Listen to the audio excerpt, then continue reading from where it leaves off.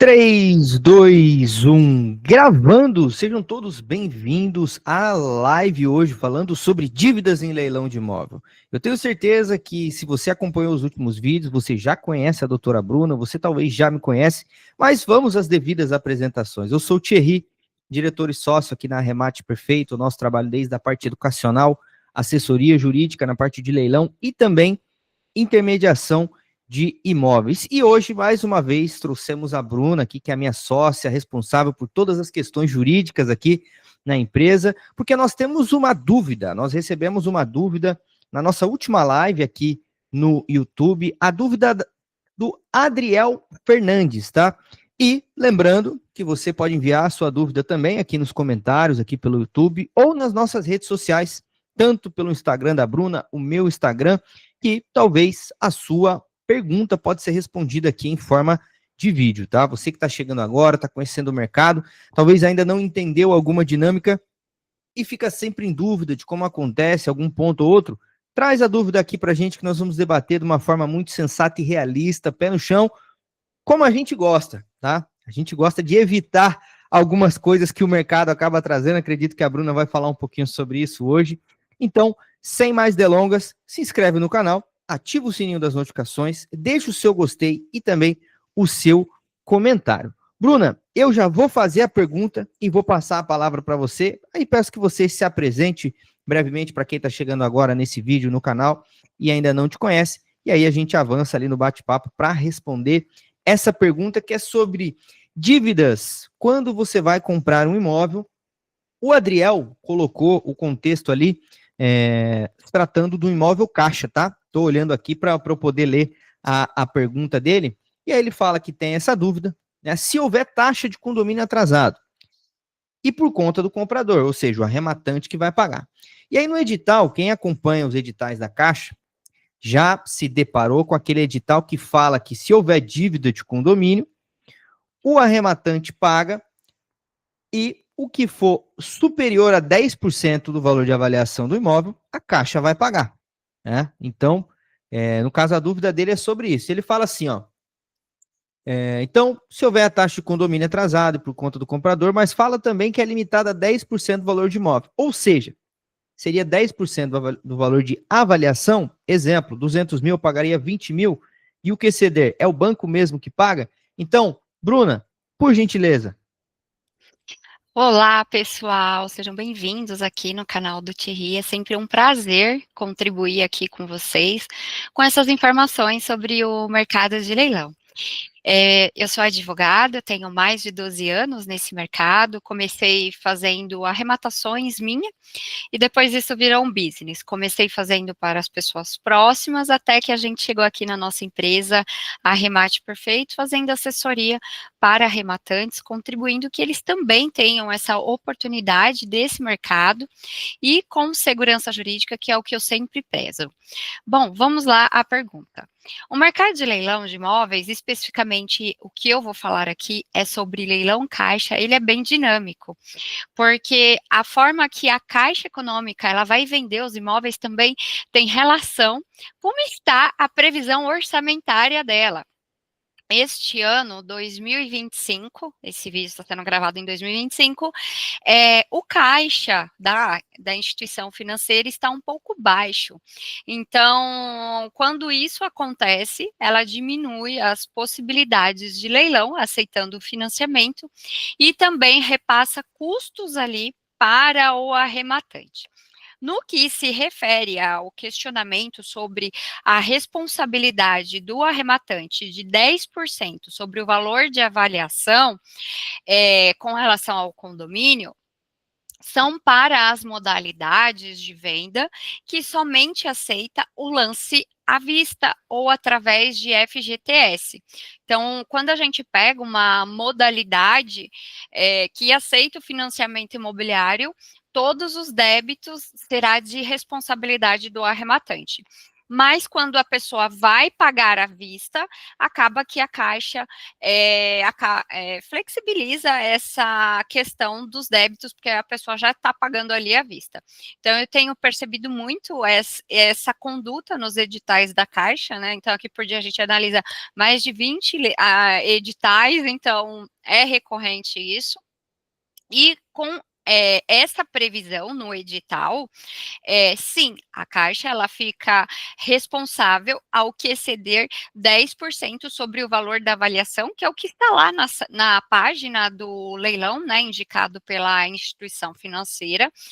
E para que isso seja necessário, após você arrematar, fez a escritura, todos os trâmites certinho, você contata o condomínio e pede demonstrativo de débitos. Aí, o que for de 10% até 10% você paga, traz ali a sua responsabilidade e o restante você encaminha para aquele corretor imobiliário vinculado à Caixa. Inclusive, nós temos aqui parceria com o Brasil inteiro de corretores credenciados, e aí ele passa esses débitos para a Caixa. Então, a Caixa, ela paga assim. No edital, ainda tem uma previsão, uma ressalva, que ela não paga o que for anterior a 5 anos por conta da prescrição. Eu quero trazer um detalhe sobre prescrição. Aí não tem como a gente fugir do direito. É um termo técnico, é um termo juridiquês, vamos dizer assim. Então, a prescrição, ela é o prazo que uma pessoa tem para exercer o seu direito de ação. Então, eu estou devendo para o Thierry, eu não paguei, ele vai ter um prazo ali para me cobrar, a depender da natureza da dívida. Então, foi uma dívida comum, é um débito de condomínio, a lei traz prazos para cada débito. E um destaque que eu trago é sempre se atentar. Quando você solicitar esses débitos para o condomínio, você pergunta: tudo isso tem processo, está ajuizado? Porque às vezes, por exemplo, tem débitos lá desde 2010, mas está tudo ajuizado. O fato de ter uma ação judicial ajuizada, ela interrompe o prazo prescricional. Então, não acontece a prescrição, até porque, em razão da demora do Poder Judiciário, isso não poderia ser imputado às partes. Então, neste caso, é importante certificar essa informação, porque em arremate meu eu já tive negativa da Caixa, falando que não pagaria débitos de tal período por conta da prescrição. E aí eu baixei os dados do processo e expliquei. Eu falei, olha, existe um processo judicial, e aí eu fundamentei com base no Código Civil, e eles acabaram pagando. Então é importante sempre ter essas informações mapeadas, porque uma vez que você manda esse boleto para a Caixa, depois para você enviar outro, é bem complexo. Então, assim, é importante já mapear todas as informações, todos os débitos, extrato único e mandar para a Caixa, tá? Então, essa é a informação. E uma vez que o edital ele tem responsabilidade para o arrematante fazer o pagamento, ele tem que fazer o pagamento do percentual que é de responsabilidade dele, no que se refere ao débito de condomínio.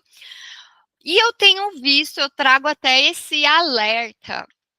Eu tenho visto propagandas nas redes sociais bem agressivo, o marketing das pessoas, mas com conteúdo jurídico que não é verdadeiro e que, inclusive, pode trazer muitos danos ao arrematante desavisado, sem o conhecimento certo.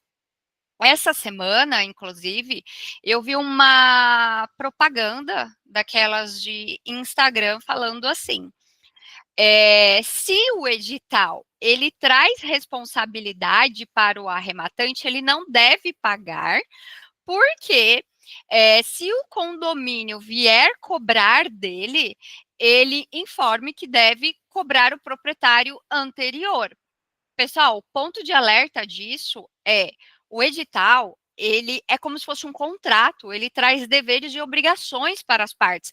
Da mesma forma que é bom para o arrematante que a Caixa vai assumir um débito no percentual acima de 10%, também deve prevalecer a regra daquilo que o arrematante tem que pagar. Então, ali é a boa-fé das relações contratuais, inclusive isso, né? E quando eu vi essa publicação, essa postagem, eu, como advogada, eu comentei. E eu vou explicar aqui para vocês os absurdos disso. A gente fala que o débito de condomínio, ele é propter rem, ou seja, é da coisa, não é um débito pessoal. Por exemplo, eu estou devendo condomínio. Não é um débito vinculado ao meu CPF, é um débito vinculado àquela unidade, naquele apartamento, naquele prédio, por mais que eu seja proprietária. Então, ele é um débito vinculado à coisa. Aí, por exemplo, amanhã eu falo, Thierry, vou te vender o meu apartamento. Bora lá? Bora. Faço o compromisso, faço tudo certinho com o Thierry. Só que aí, de má fé, eu não apresento a CND. Eu falo, ó, tá tudo certo, tá tudo quitado, bonitinho. Thierry super confia em mim. E aí, eu passo a bomba pro Thierry. E aí, tá lá, Thierry tranquilão. E aí vem a cobrança de condomínio retroativo para o Thierry. Isso é legítimo fazer o condomínio, porque é um débito que ele segue a coisa. Então, um edital que traz responsabilidade para o arrematante, é importante trazer esse alerta e tomar muito cuidado com determinadas campanhas de marketing agressivo, que ali é puramente para vender um curso, mas que não se preza a segurança jurídica, inclusive dos seus alunos, que vão poder aí contar com isso, né, e trazer problemas, responsabilidade civil de algo que nem é seu, né, caiu lá de paraquedas e ainda vai assumir débito dos outros. Neste ano, teve uma decisão do STJ, que é o Superior Tribunal de Justiça, que é possível cobrar simultaneamente o proprietário o antecessor e o atual proprietário. Mas, geralmente, esses proprietários que perderam o imóvel condomínio, ele já não tem nada. Então, você não vai pagar para ver, né, na qualidade de arrematante, se ele vai ter bens ou não. Até porque se ele chegou naquela situação, provavelmente ele não está com a saúde financeira em dia.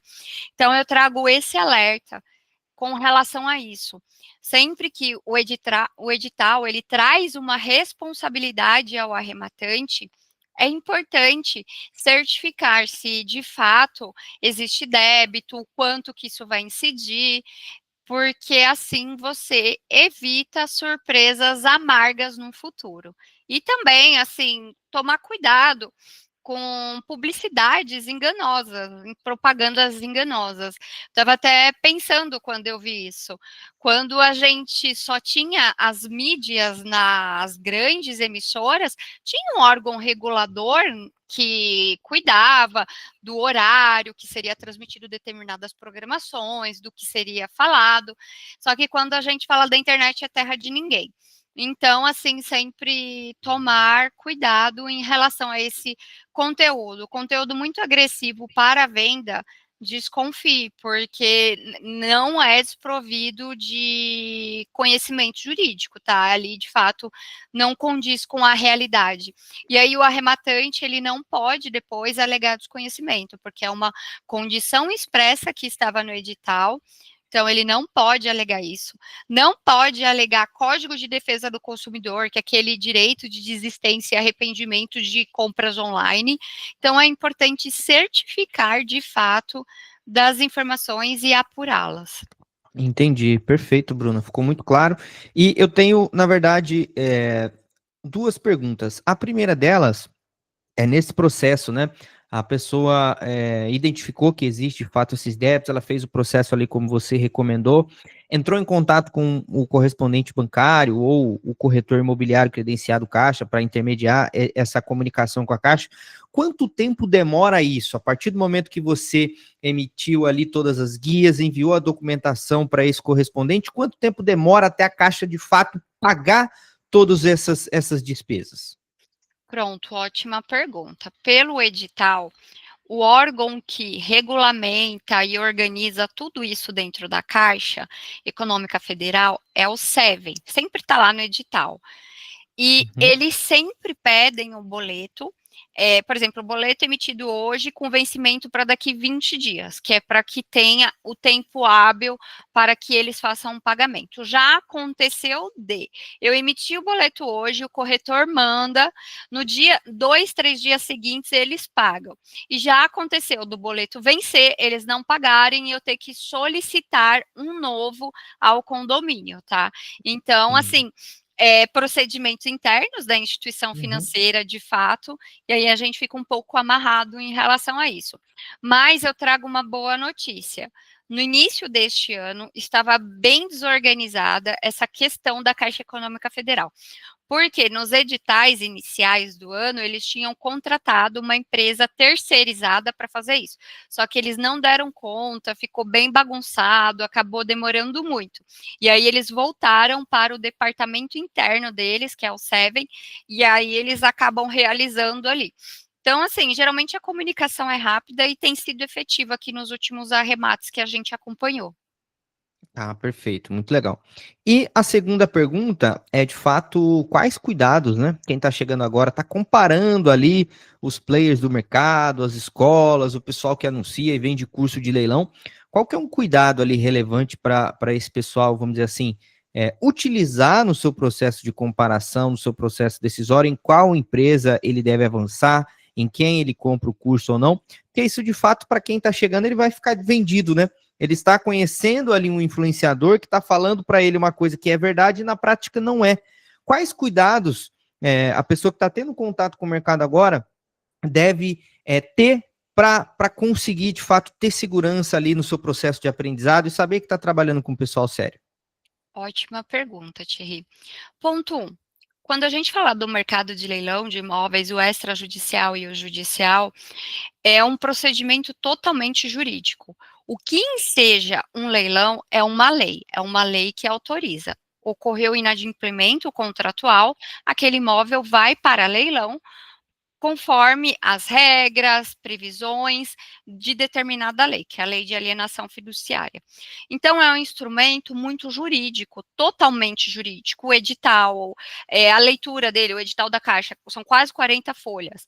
Então, assim, uma pessoa leiga ler aquilo, eu acho que é doloroso, né? Quem é advogado já está acostumado na vida. Mas é algo muito técnico. E se eu fosse começar no mercado de leilão de imóveis, da mesma forma, um dia eu comecei, eu era recém-formada e não tinha curso, não era você por você mesma, ainda é enciclopédia, literalmente, ali ainda um pouco, tá? E naquela época, não tinha quem olhar, enfim, eu tenho conhecimento jurídico, então isso me facilitou. E aí eu fui ver decisões reiteradas dos tribunais, fui entender, formar opinião sobre aquilo, para que eu pudesse começar a fazer. Então, eu costumo dizer, por mais que hoje a internet ela nos traga conhecimento, informação, que é muito bom, eu buscaria um profissional da área. Por quê? Que tenha formação jurídica de advogado, tá? Não adianta ser bacharel em direito, existe uma grande diferença.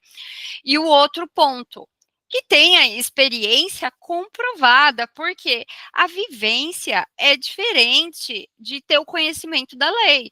Por exemplo, se a gente fala de um processo de guarda de criança, eu não posso ajudar ninguém, porque eu tenho o conhecimento da lei, eu sei o procedimento, mas eu não tenho a vivência desses procedimentos, porque eu nunca atuei nisso. Então, é totalmente diferente. E eu sempre faço a analogia do direito com relação à área da medicina, porque médico a gente conhece desde o nosso primeiro momento de vida, a gente nasce no hospital. Quando você vai operar o seu joelho, você não vai procurar um fisioterapeuta. Você vai procurar um ortopedista, que é uma pessoa que tem conhecimento técnico, estudou, está atualizado sobre o tema. Então, eu deixo essa reflexão. Não basta a pessoa falar, no meu curso, 80 pessoas fizeram arremates, né? Tem aqueles grandes números. É muito importante que a pessoa tenha conhecimento técnico, né? Porque às vezes a gente vê pessoas de áreas totalmente distintas vendendo curso, falando de forma errada e equivocada documentos, inclusive interpretação de matrícula, que é algo que a gente passa 5 anos na faculdade fazendo, e às vezes as pessoas acham que ali em uma aula de meia hora vai conseguir resolver. Eu trago um destaque, o direito é dinâmico, nenhuma matrícula de imóvel vai ser igual a outra, então cada situação vai ter a sua característica própria. Então é importante ter um profissional com conhecimento específico na área. Muito bacana, Bruna. Bom, sem dúvidas da minha parte, se você que está acompanhando a gente aqui pelo YouTube ficou com alguma dúvida, essa é a sua chance de parar tudo que você está fazendo aqui agora, digitar o seu comentário, trazer a sua dúvida, e assim como hoje, estamos aqui respondendo uma dúvida do Adriel Fernandes, que mandou a sua dúvida aqui nos nossos comentários, a gente pode, amanhã ou depois, estar trazendo aqui um vídeo, uma live, falando sobre a sua dúvida, tá? Então não perca de fato essa oportunidade. Como a Bruna disse, eu reforço, cuidado com a Black Fraud que tá vindo aí agora, né? O mês de Black Friday tá chegando, mas a gente sempre brinca com aquelas propostas que às vezes até aumenta o preço, né? Às vezes até aumenta o preço, coloca lá a etiqueta de desconto e você pode achar por desconhecimento que tá pagando mais barato. Então, presta muito atenção nesses pontos, tá, pessoal? O nosso trabalho é realmente alertar e contribuir com a caminhada de vocês que estão chegando no mercado, ou até que já tem alguma determinada experiência, ou está querendo ir mais a fundo, está querendo construir, de fato, patrimônio no mercado imobiliário por meio de leilão. O nosso papel é ser o seu braço jurídico, é ser o seu braço especializado, facilitar em tudo que você precisa para ter um arremate tranquilo. A gente sabe que o mercado de leilão, ele é de fato complexo, pois tem diversos detalhes, mas você não precisa correr nenhum risco desnecessário. Todos os seus riscos, eles podem ser calculados. Você tem 100% de clareza em tudo que você vai fazer e todas as etapas do seu processo. Então, não perca tempo, deixe seu comentário aqui no vídeo, deixe o seu like, deixa a sua inscrição, já se inscreve, passa a acompanhar aqui a gente no canal, ativa o sininho das notificações. E, Bruna, mais algum comentário, mais alguma questão, algum ponto importante sobre essa parte de dívidas ali que você gostaria de deixar aqui para o pessoal que está acompanhando a gente? Bom, sempre saber a natureza do débito, o quanto é a responsabilidade do arrematante. Por exemplo, se for o leilão judicial, se o valor do arremate é o suficiente para pagar esses débitos, como que fica ali a situação. Então, é ponto de alerta e realmente ter uma atenção minuciosa em relação a esse detalhe. Perfeito. Então, a gente finaliza por aqui. Hoje, uma live mais rápida, breve, dinâmica, direto ao ponto.